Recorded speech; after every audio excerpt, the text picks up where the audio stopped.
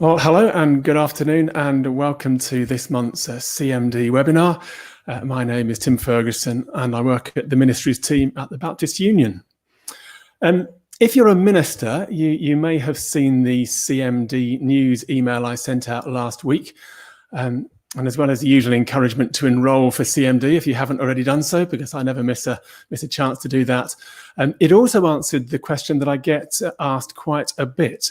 So let me just bring that question up on the screen. It's this one. Is, I've enrolled for CMD. Hang on a second. There we go. I've enrolled for CMD. What do I do next? Well, the answer is twofold, really. So firstly, do start to think about the 5 CMD habits and how you could practice them so that you're ready for your first CMD audit in late autumn. But secondly, carry out a ministry review. If you happen to have an appraisal process in place for your work as a minister, that's great. But if you don't, you can complete a 360-degree review of your ministry, in which you ask a range of people who see you in your role as a minister to comment on your strengths and any areas you might want to develop.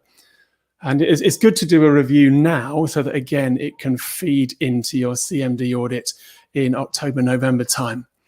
So there are 2 tools to help that. The first is, of course, we've got our CMD handbook, which you're probably familiar with, and that gives you an outline of what it involves. But also our January webinar explored 360 reviews in more detail.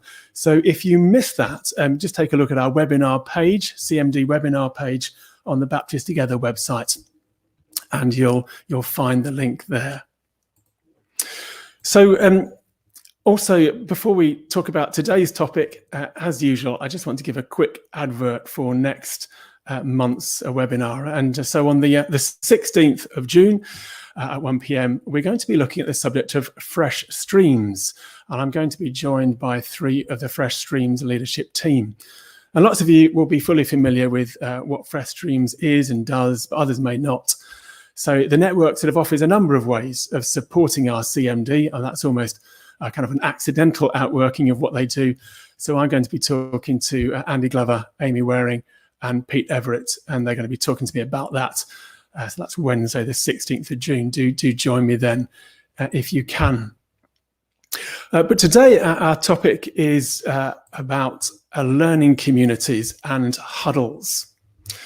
So the CMD habit of accountability encourages us to find a mentor, a spiritual director, a pastoral supervisor, or a soul friend, someone who can listen to us, reflect on, or guide us, pray for us in our work as ministers. But an alternative approach is to practice accountability as a group rather than just one-on-one. So we're going to hear more about that from our contributors today. So a massive welcome to Mary Taylor and to Alistair Longwell and to Nike Adebayo. For those that don't know any of these 3, Mary is the regional minister, one of the regional ministers in the Yorkshire Baptist Association. Alistair does a similar role with the West of England Baptist Network, and Nike is one of the ministers at King's Centre, part of the Network Church in Sheffield. So a really big welcome, and thank you so much each for joining us. So let's just start. Each one of you, we'll just go Mary, Alistair, Nike. Just quickly say very briefly what experience you've got at the moment of working with a learning community or a huddle. And we'll talk a bit more in a minute about what they are, but just what's your experience at the moment? Mary.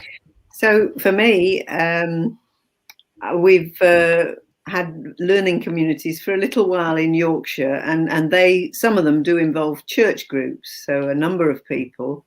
But also we work on the basis of learning communities for ministers as well. And so they're informally gathered, as it were. They don't cover the whole of all Yorkshire ministers, but they are an opportunity for us to meet regional ministers with ministers in the area. Okay, thank you, Alistair. Yeah, thank you, Tim. Yeah, so the learning community that I'm involved with in WebNet is called Reimagine, and it's a learning community and a process that we ourselves have developed, working together with local church leadership teams. And the idea is that we'll take leadership teams on this kind of 18-month journey together. And we've been doing that now probably, I think, for maybe 5 or 6 years. And so, yeah, that's my experience thus far, really. And Nikkei. Hi, thanks, Tim.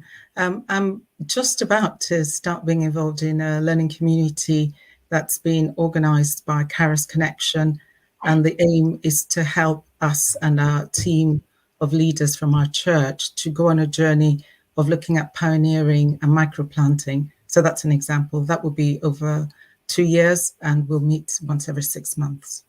In terms of huddles, I am in a huddle. I lead huddles. I've done that for many, many years as well. So, yeah. Okay. Well, thank you. So we're going to talk in a minute about huddles and what they are. But let's first of all look particularly at learning communities. So, Mary, what is a learning community? What's the aim of forming one? So I want to give you a both and answer here, because, as I said, we have experienced them in Yorkshire as groups. Often leadership teams from churches will come together to learn and take a journey together, a bit like Alistair has just described.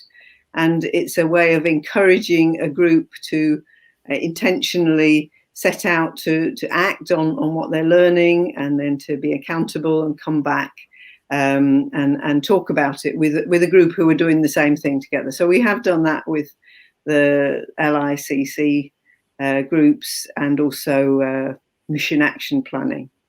And we've got some learning communities as well, which are more individuals around justice. And we have a program called Just Like Jesus, which groups can follow. So we have a number of ways in which we use the idea, but particularly in the context of CMD, we have brought, as the 3 regional ministers, brought together groups of individual ministers to be learning communities together with a regional minister. And we facilitate. Sometimes we input, or we bring other experts in, or people share their own expertise and knowledge. And they are groups that encourage ministers to grow, to develop, to bring their context into our meetings, and then to go out and try things out. There's a sense of accountability in it. There's a sense of intention. There's a structure, and in all of it, it's about building relationships with one another. So we found them very effective. Each of the different regional ministers probably runs a rather different group, or has a different group, but that's okay. We have that variety within what we're doing. So Mary, just to be clear on that, so some of them are very clearly thematic. You're wanting to explore a particular topic area, but others you're suggesting might be simply to learn from a particular practitioner or an expert in the field, without necessarily being quite so themed. So it could be either of those. I think that's right. But I think the thing with the learning community is it's not necessarily going to go on and on and on. And so learning a theme, having a theme, in the context of our ministerial development might be the right thing for us at a particular moment.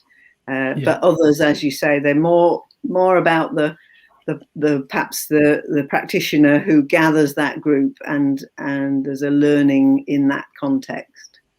Yeah.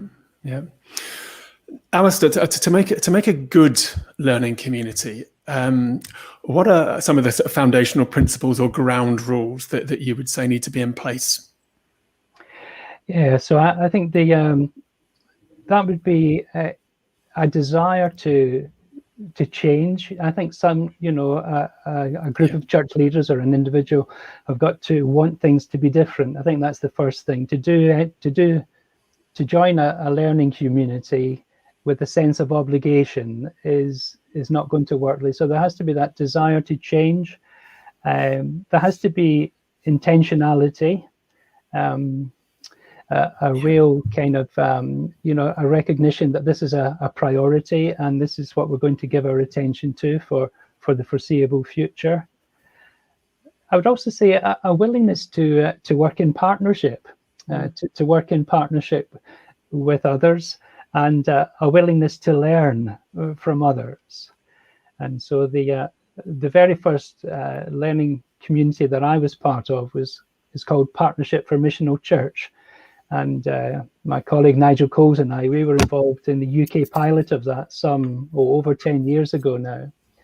And I remember the chap who developed that, he always used to say, the thing that churches want to do least is learn from one another. And the thing that churches need to do most is learn from one another. And that's where the greatest sense of benefit is, that sense of being in this shared journey together and that willingness to work with and to learn from other people. And then I think the other thing I would just add would be a willingness to be vulnerable. I think it's really important within a learning community to be able to say, we did this particular thing and we bombed. It didn't work out in the way that we had hoped it was going to work out. And then to reflect on that and to begin to learn and to begin to understand why that thing didn't turn out in the way that we had hoped. And so therefore that learning kind of is carried on and becomes part of the process, that learning process for the future. So I think it would be three things that I would offer anyway just now. So between the two of you, I think you've already mentioned almost two types of learning community. One is concentrating on ministers, particularly. I think, Mary, some of those you're working on. Alistair, you're talking about working with whole leadership teams. So presumably a number of churches sending, 3 or 4 people or more than that into the Reimagined learning communities? Yeah, so sometimes it can be 3 or 4. We began by setting a kind of target of 6. And then what would happen is we'd get a leadership team, a church with a leadership team of 10 people would say, well, who do we send? And then so we eventually we settled on saying to churches, well, send the people that you think are going to be most beneficial to be part of your journey with this. So it's church leadership teams, and it can be like 3 or 4 people, maybe if it's a smaller church. Yeah. I think on occasions we've had maybe a dozen people sitting around a table, as an individual leadership team. Yeah. And that's how we work it in Reimagine. Yeah. And Mary, when you gather ministers together, how many typically are coming along? I think the different groups we have, sort of 4s, 5s, 6s.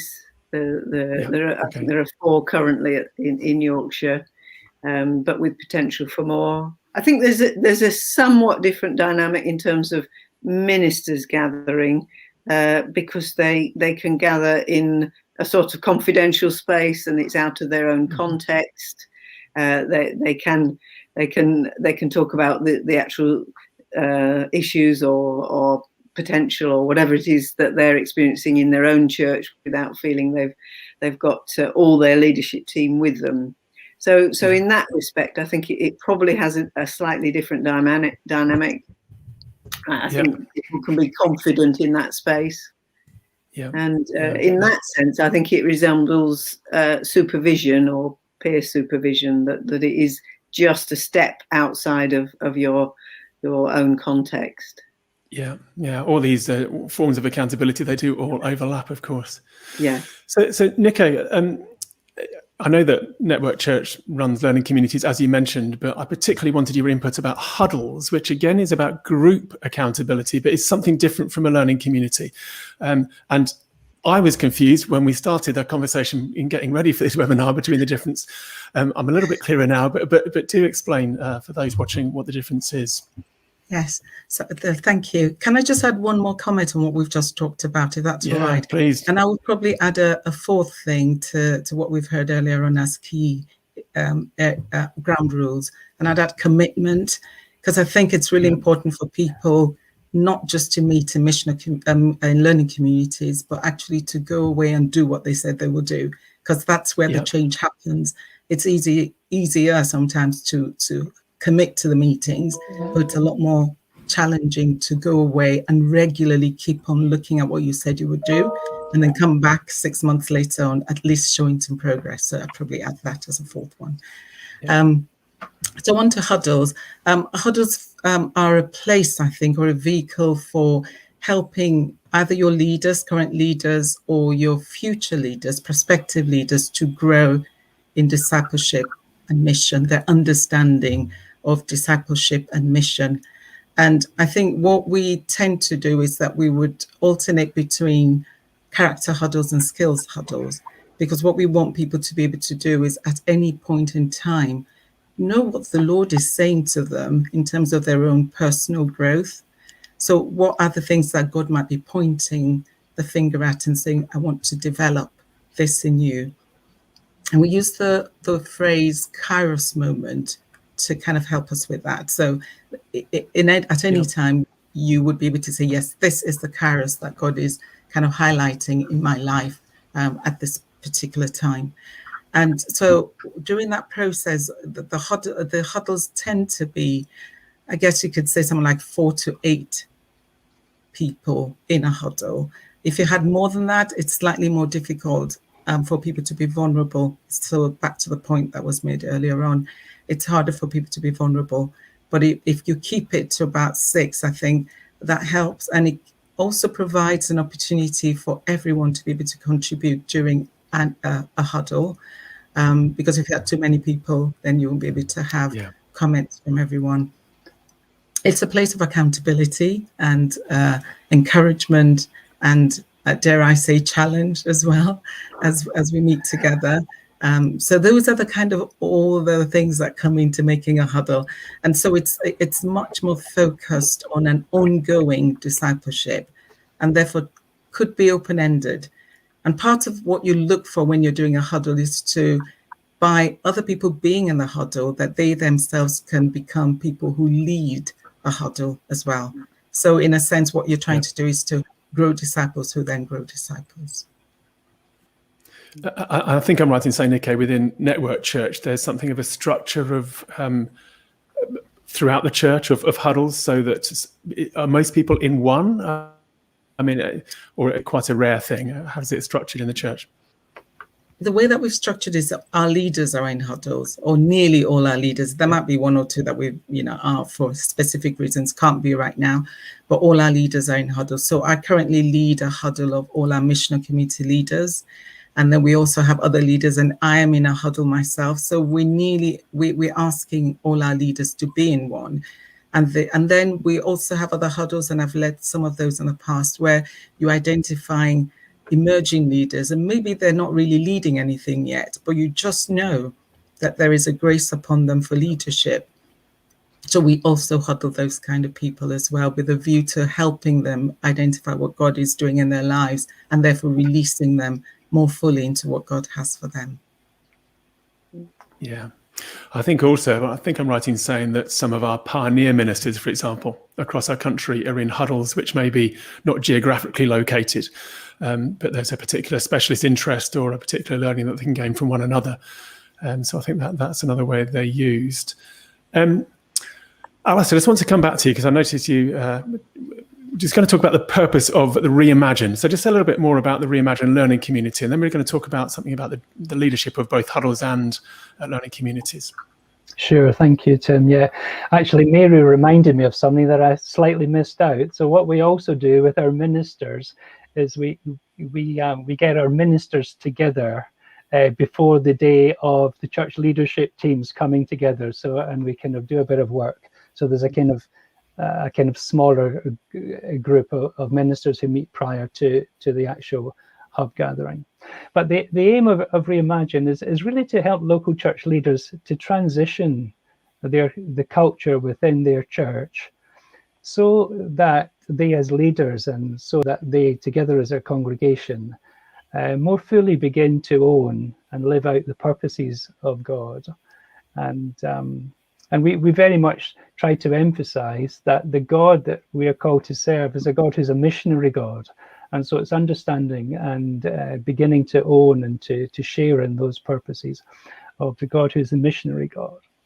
And so for us in Reimagine, there are kind of two aspects, I guess. So there's the aspect of action, exploring a new way of living, that is shaped by a deepening understanding of the purposes of God. So there's that whole thing about a developing understanding that begins to be expressed in the way that people are living. And so on Reimagined, we try to encourage these church leaders, and together we seek to explore and to help one another to understand that we are children of this missionary God, and as followers of Jesus, we're called to live as the sent out ones of Jesus, to live as missionary disciples. And that's very much the understanding that we have of who and what God is calling us to be. And if we are going to learn to live as the sent out ones, if we're going to learn to live as missionary disciples in all the situations and circumstances that we find ourselves in, then it seems to us that the primary task within our churches is to disciple God's people. And so this is obviously about developing understanding of who God wants us to be, how he wants us to live, but it's also very much about personal transformation. And so the whole aspect of discipleship is really central for us. And we recognize that doesn't happen automatically. It just doesn't simply come about because we turn up. It will only happen if church leaders themselves understand and own this and commit to being intentional about this, and they prioritize and purposefully begin to lead in ways that encourage and enable their people to be growing and to be developing as the sent out ones of Jesus. And then finally, we recognize that all of this is taking place today in the 21st century. As I reflected on this last week, I got a bit of a surprise. We're more than a fifth of the way through the 21st century now, which seems a bit scary, really. And so today in the UK, we live in this very kind of rich, kaleidoscopic mix of cultures, don't we? There's a whole kind of pick and mix of postmodern, of these fancy terms, postmodern culture and post-Christian culture, and kind of an increasingly spiritual culture in some occasions, but very often those who are spiritually seeking don't regard churches as being, encompassed within that. And so we recognize that while God's values and message haven't changed, we need to be aware that so much about life has changed, and we need to learn to understand where people are coming from and learn how we can do life alongside our neighbours, all the time seeking to show and share God's grace and his good news message. And so we're journeying together with these church leaders, trying to encourage and to bring these things about so that we can see God's will coming more fully, and his kingdom coming more fully, and his will being done more completely. Okay, thank you. So it's coming through really clearly to me, this idea that in learning communities and in huddles, this is about our personal and corporate discipleship, and this is about intentional, transformational change. It's not just a gathering to have a chat. It's not just sharing our woes. It's actually about identifying actions, doing something about it, being accountable to one another for those actions, and allowing God to work in us through the input for other people, and they're walking with us. It just sounds right. I guess it just sounds very appropriate. We hope so. What about one hopes so. Yeah. What about some practicalities? So maybe, I'll ask Mary first. I mean, leadership, Mary. So with huddles or learning communities, is it always essential that you have I was about to say more experience. I wouldn't necessarily have to be more experienced, but a facilitator, someone who is giving input, or can you do it on a peer level, or both? Well, both and again. I think the ones that we have experienced in Yorkshire have have been convened and facilitated by regional ministers. That's not to say similar aren't happening elsewhere, but that's how it's been. So there is somebody, in a sense, who knows across the board who might want to be involved, but also bringing together people with perhaps a similar set of needs or of development or similar stages of ministry and leadership, so that there's a sense of being peer in that way. And I think probably each of the three regional ministers have had some kind of sense and agreed with the group some of the kind of areas that they want to focus on. So looking at leadership in church, building your community, change management. We've had Peter Dunn come and talk about disciple making movements in my group. We look at things like our own personality and knowing ourselves, and maybe using one of the different schemes in which you kind of work out your strengths and weaknesses. We've looked at things like conflict and how to handle it. So there's if you like, there's a bit of a curriculum, but it is also shaped by the needs and the desires of the members. But in our experience, it is convened currently by a regional minister. That isn't to say it couldn't be done, but somebody needs to step up and facilitate these things, and they need a certain amount of structure in order for them to have that intentionality, I would say. Okay. That's been our experience. What about huddles, Nico? Yes. Sorry. Our Nico, experience. Our experience with huddles are similar, both and I would say. So, but generally speaking, huddles are led by people in leadership who are helping those who are accountable to them to grow in discipleship and to grow in mission. So that's generally the way, but it's not the only way. So I am in a huddle, and what my huddle is a peer huddle.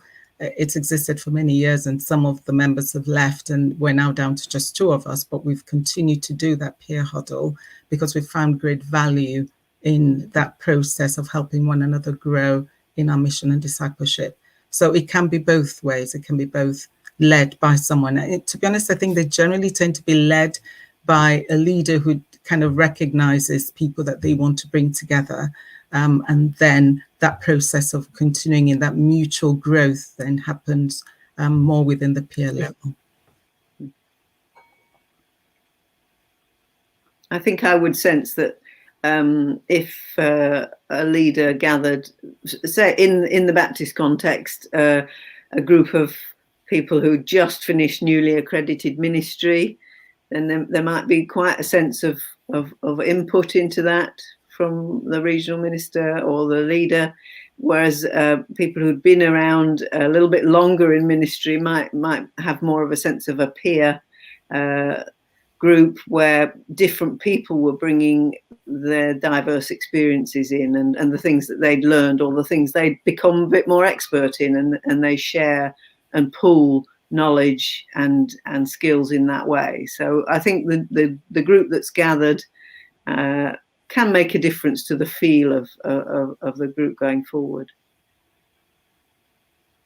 Yeah. What about duration? So are these time limited in huddles, perhaps, Nico? Would you say there's a season for them to last and then they need to be re-envisioned, or could they carry on for a long time? Yes, I mean, I think that it would depend on the purpose for that. So, for example, the one I'm leading is Missionary Community Leaders. I'm currently leading that. And for as long as we keep on having leaders of small groups, people we call as missionary communities, others have different names for them. But to the extent that we keep having those groups, to that extent, I think we will always want to have a missionary community leaders huddle so that we can continue to help our leaders to grow in their skill set as leaders, but also in their character. So those will probably be open-ended. But there are times when huddles come to an end, and I have led one like that as well, where it just feels like you've come to a natural end because they're not necessarily of the same group of people leading something, They might be leading diverse things across the church, or even one I led was across the city of Sheffield. So I had some women in my group who were doing different things in the city. And so that came to an end when some of the contexts changed. So that came to an end. So it's possible for it to be time limited. My experience of learning communities will be that they are often time limited. So oftentimes you're making a commitment to maybe 2 years of meeting every 6 months, for example. And Alistair might be able to comment on how they do theirs at Reimagined, but that would be much more time limited.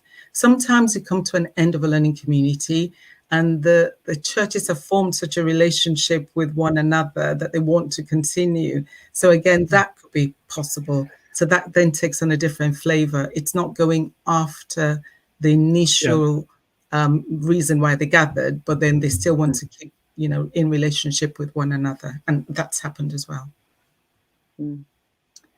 Yeah, absolutely. There's maybe a similar I'd love to know thing more about that. I mean, Alistair, you were nodding. Yeah, absolutely. So a similar thing for us, really. So our Reimagined takes place over 4 hubs, and that's over a period of 18 months.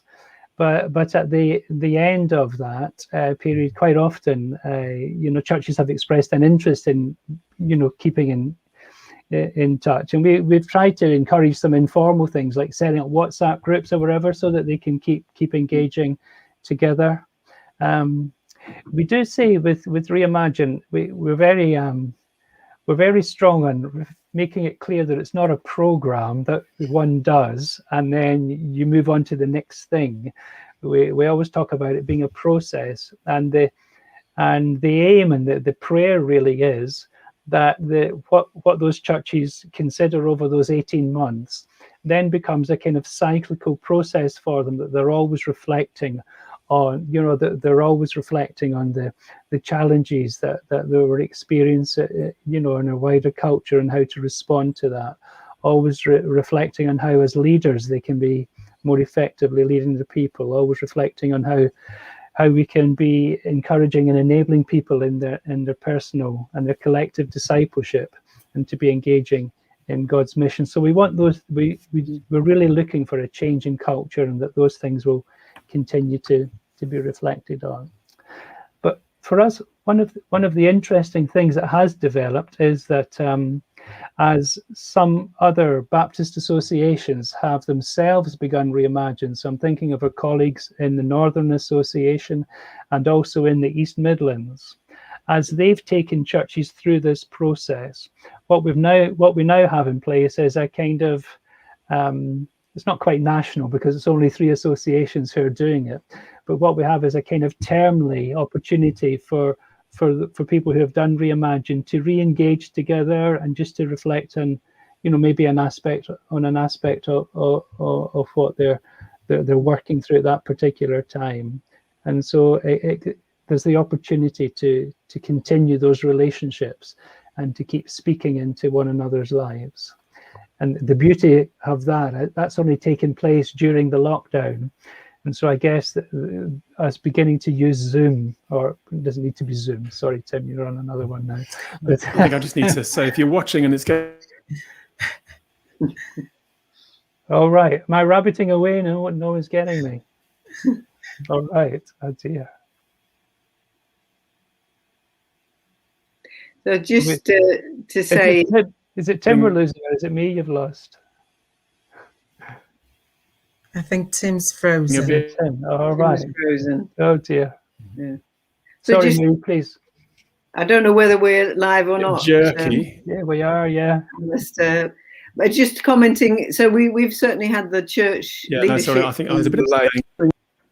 Time limited. My feed. I don't know whether you can hear me or not. We can now a bit. Tim.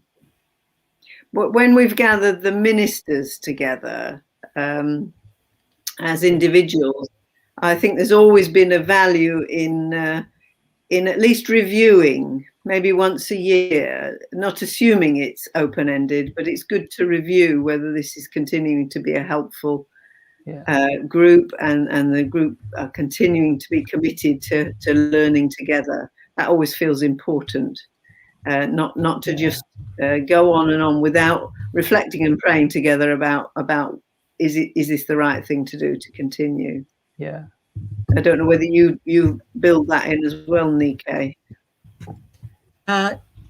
The sense of, yeah, we do. As you continue in a huddle, it's always a good thing to pause from time to time and just ask how things are going, so that people can, because if you do, I mean, reviewing what you're doing in a huddle is really important, because that helps you as a huddle leader to know where you're steering the huddle next.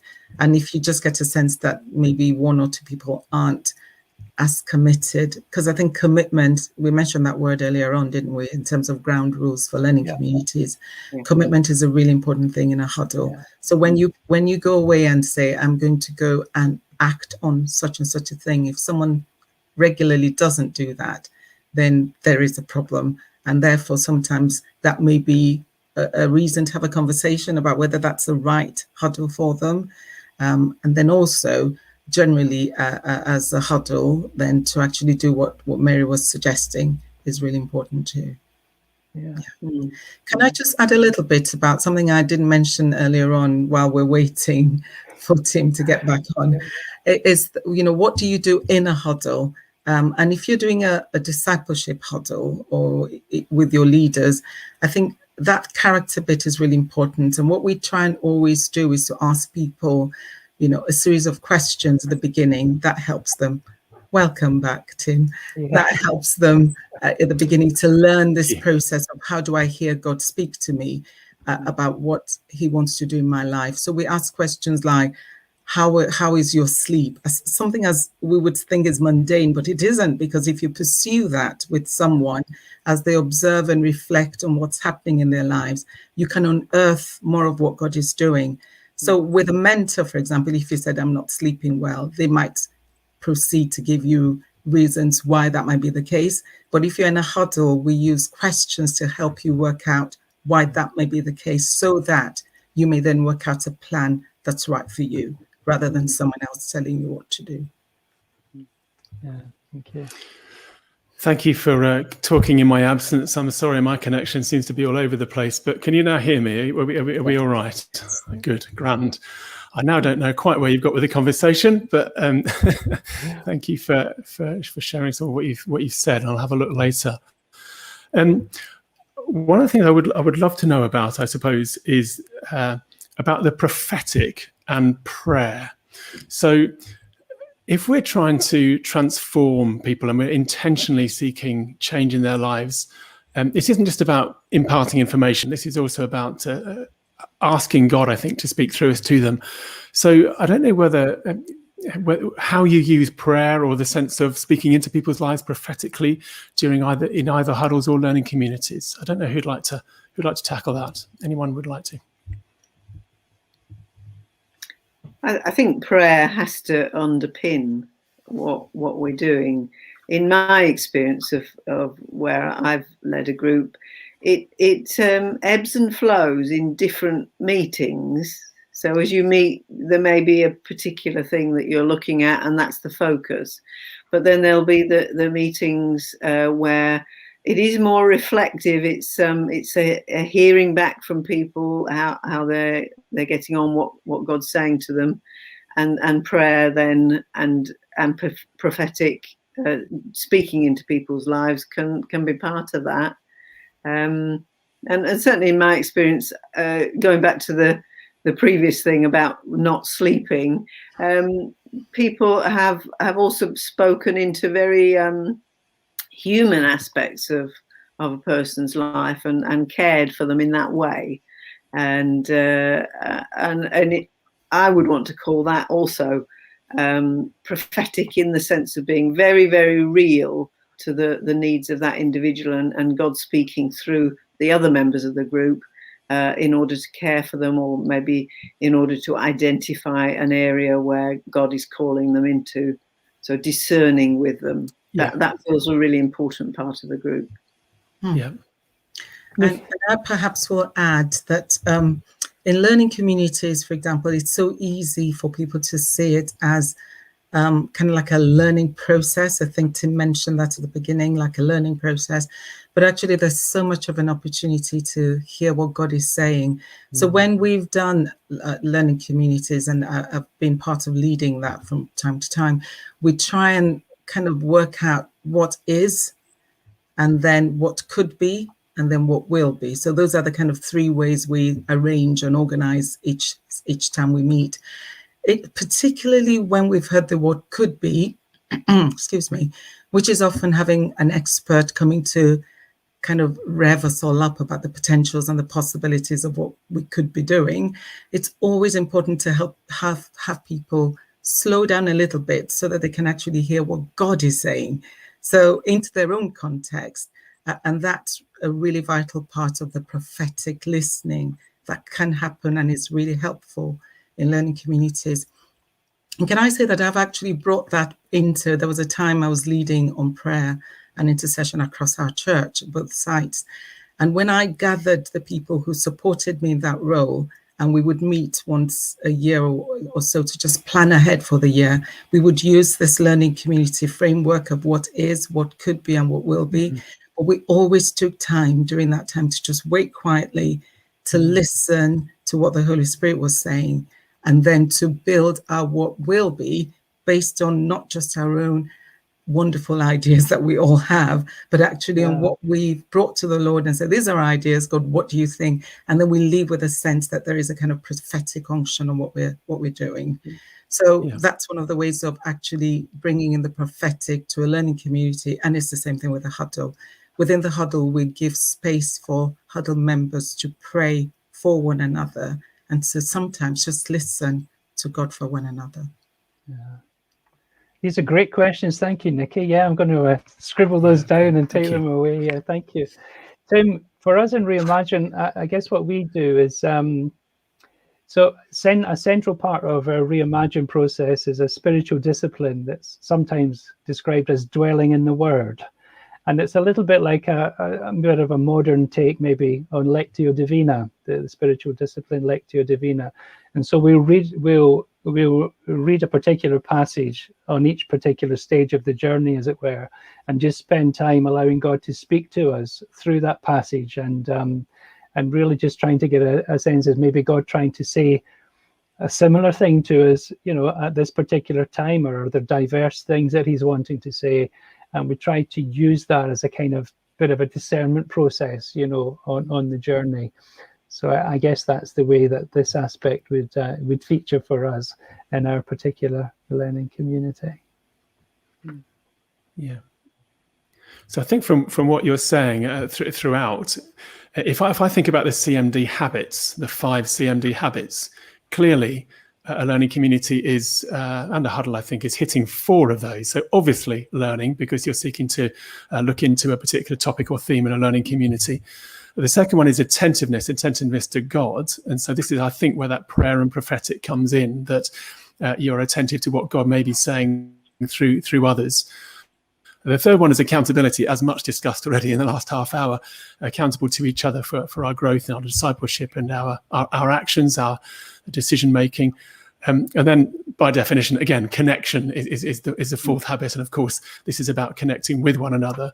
And I'm guessing on that one, perhaps Mary particularly, do you see across association life strength of connections and ongoing relationship developing because of the learning communities that you've run? Yes, I think they really are part of the picture of building stronger and deeper network across, particularly across ministers, but the learning communities that involve church groups, as Alistair's already said, they can connect up with one another for many months afterwards in specific ways. In the lockdown, we've seen groups that have been drawn together as learning communities support one another through services, broadcast services and technical help. Those kind of things just deepen our sense of belonging together, and also the sense of moving together. That we are all moving, seeking to be missional, seeking to to hear from God and not just be static. So I think it's very beneficial. And I think just going back to the idea of what is, what could be, what will be, or the learning circle, or sometimes it's the Catholic worker idea of see, judge and act. That idea that we don't just absorb stuff, either as a church or an individual or as an association or a Baptist family even, but we do, we look and reflect both on what's happening and on scripture, and then we ask God, what do we do next, type thing. And I think that changes the dynamic across an association as well, and that's really important. Yeah, okay, thank you. And I do want to say, if you're watching and you want to put in any questions or comments, and sometimes they come without being asked for in our webinars, but I think we're fairly empty of comments so far. But if you have got a question, do pop it in the chat box on the YouTube feed, and we'll see if we can answer it. We've got about 10-15 minutes left to do so. While we're waiting for any of those to come in, Nikke, what about personality? Does a learning community or a huddle suit a certain type of person? Or again, we might ask about culture as well, but particularly personality first of all.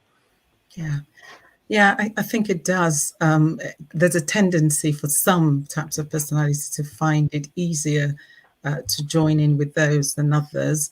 I particularly am thinking about if you're in a huddle, and we all experience this, to be honest, in lots of different contexts, where it will feel like those who are perhaps more extroverted are very quick to want to be the ones to jump in and answer questions, for example. So if you're in a huddle, it's really important that you're aware of those personality types. So if you are leading an introvert, you're leading and one of the members is an introvert, it might be one of the things I just routinely now do is just always, when I pose a question, I would ask everybody to be quiet for a while and just reflect, because I know if I don't say that, invariably there'll be either the extrovert or the external processor who really just wants to jump in. And even if they've not defined what they want to say particularly, they want to use other people to externally process, because that's what works for them. But by pausing a little bit, then it helps those who are introverted to just have a little bit of time to think it through. And then the other thing that perhaps I have noticed, and I now do fairly regularly too, is when I'm asking for comments, not to necessarily start with the introverted person, because sometimes, even though they kind of know what they might want to say, they're still trying to formulate how they want to express that thing. So it might just be, again, just helpful to allow other people's space first and then let them come in. So I think it is relevant, the thing about the different personality types, for example.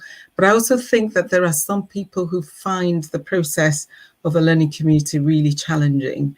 And they do because it forces you into being more structured than maybe doesn't quite suit your personality.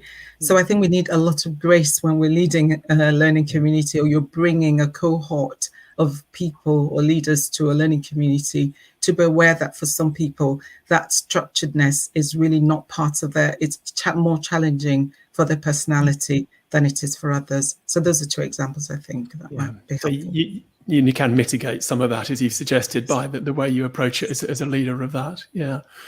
Okay. Now, culture, I'm in danger of speaking about that which I do not know here, so I'll tread carefully. But I've been talking recently to some ministers of colour, and perhaps about what approaches work with people from other cultures who maybe come into ministry in this country from elsewhere.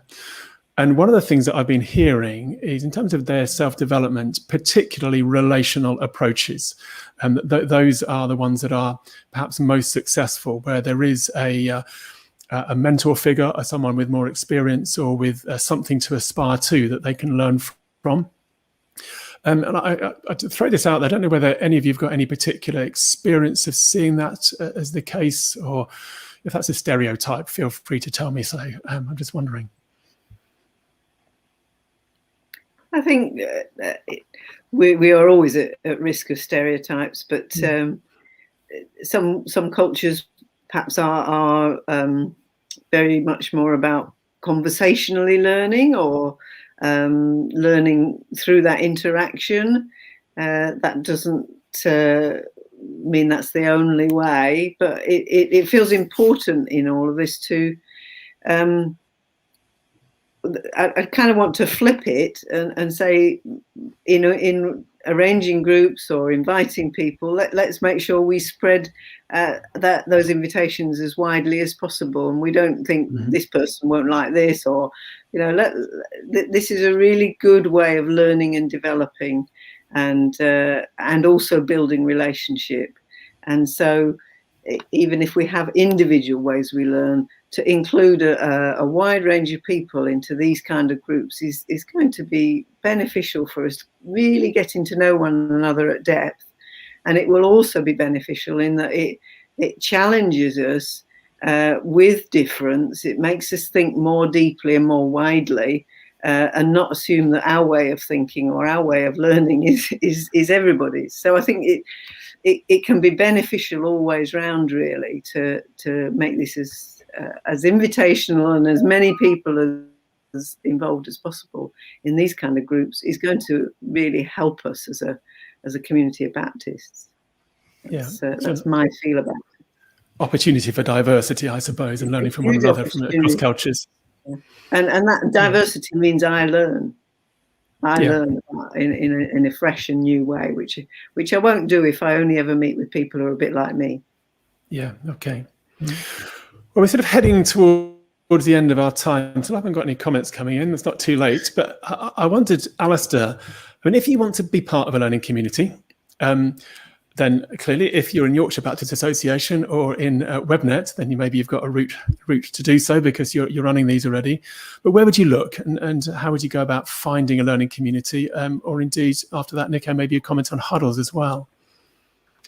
Yeah, so I guess in terms of, as I've said, we have this learning community we call Reimagined. So if people were interested to find out about that, if they go to the WebNet website, there's a page there on Reimagined. I think it's under the overall title of mission.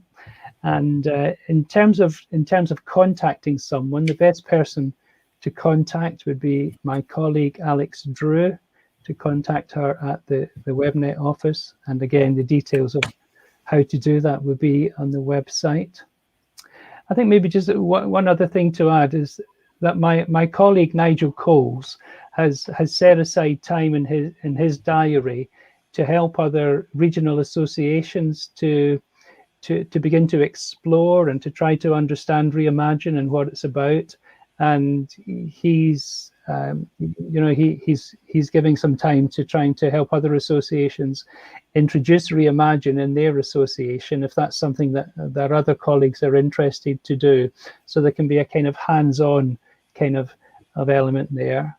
And then finally, if anyone wants to speak to me, I guess just to contact the office number at WebNet, and then one of my colleagues will forward that on to me, and I'll get back to anyone who wants to discuss what we have to offer in terms of a missional community. Well, thank you. What about huddles, Nico? Just start one yourself if you want to, or does it need a little bit more formality than that?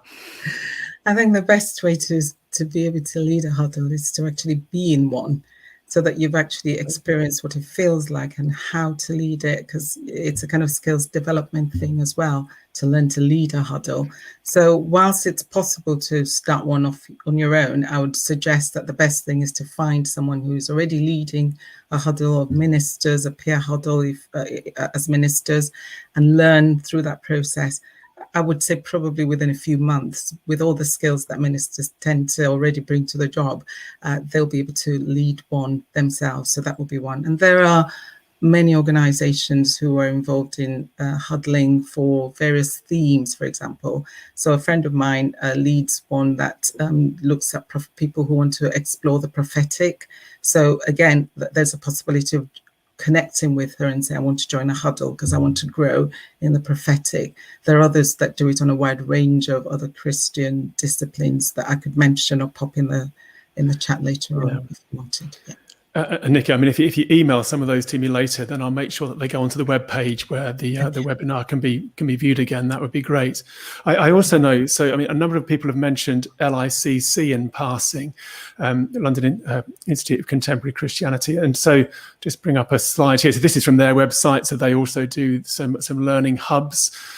So there are plenty of organisations out there, I think, where we can access learning communities or huddles, and we'll try and get some of those details onto the web page a bit later on. Well, I've got other questions I could ask, but I think probably we're coming to an end. Except we have had one question come in, I'm glad to say, from Bearwood Baptist Church. So I think this is, let me bring this up on the screen. I'm guessing that this process is more useful for experienced ministers rather than new ministers sharing our ignorance. Well, I don't know. I mean, if it's a learning community, I'm assuming that you're gaining from the experience of others. But I wonder, regional ministers, Mary and Alistair, do you find there's a danger of ministers getting together and simply sharing their ignorance rather than learning from one another? Is that something that you feel is a problem for us? Well, I wouldn't want to categorise it as ignorance. We all have. So we all have different experiences. We've all developed different skills in different settings. So the principle that you come into a group and somebody is leading, that's good, but it doesn't mean others can't contribute. I think if you're in that situation, ask in your regional team or ask around, is there someone who is able to help us as a group to kind of gain more knowledge, depending on where you feel you are. If you feel if it's a group of ministers and with not many years experience, then I really would approach your regional team and say, can you find us a minister with more experience, or you know, how can we do this? That seems to me the sensible thing. Yeah. Alistair, anything to add to that? Yeah, I guess I can really only talk about my own experience in WebNet, and that has been in relation to Reimagine. And I was just thinking back there, you know, when I was in the early years of ministry, whether I would have, you know, had something like Reimagine been available, how helpful would that have been? Yeah. And I think, to be honest, I would have bitten someone's hand off if I had had the opportunity to do something like that so early on in ministry. And because it has the potential to be such a helpful formational journey, you know. And so I would say, actually, the benefit to new ministers, you know, I think could be really very significant indeed. And I think it's a great question. I definitely encourage anyone who's a new minister to consider it and to explore being part of a learning community, without a doubt. Yeah. Okay. Thank you. Well, I think our conversation has sold the concept of this group accountability quite strongly. So I've found it really appealing just to listen to the ideas about the huddles and learning communities. So can I thank you, Nicky and Alistair and Mary, so much for joining us and sharing your expertise and your wisdom. I just want to apologise again to those watching for our technical issues today. That's a bit disappointing. I'm sorry if that disrupted things a little bit. As we come to a close, though, I wonder, Mary, whether you'd pray for us as ministers, thinking about how to develop and how to work together and be accountable. If you could lead us, that would be great. Of course. Loving God, thank you for the fact that knowledge and learning and growing and developing is all part of your gift to us as human beings. And very much as those who are ministers, you've called us to a place, and we know that you will equip and skill us. But you ask for our partnership. You ask that we do put ourselves in accountable and in committed relationships with one another, and to really offer ourselves in this way. So I pray for all those of us who are in some kind of learning community or huddle, and those who are thinking about it, those who'd love to be. And may we all find that place where we can truly grow and truly experience the fellowship of discipleship that started with that blessing of Jesus being the rabbi and the teacher and the one we follow. And I pray that we'll begin to experience that in our lives as a strength to go further, and to go further in mission, particularly to share it out to those around us.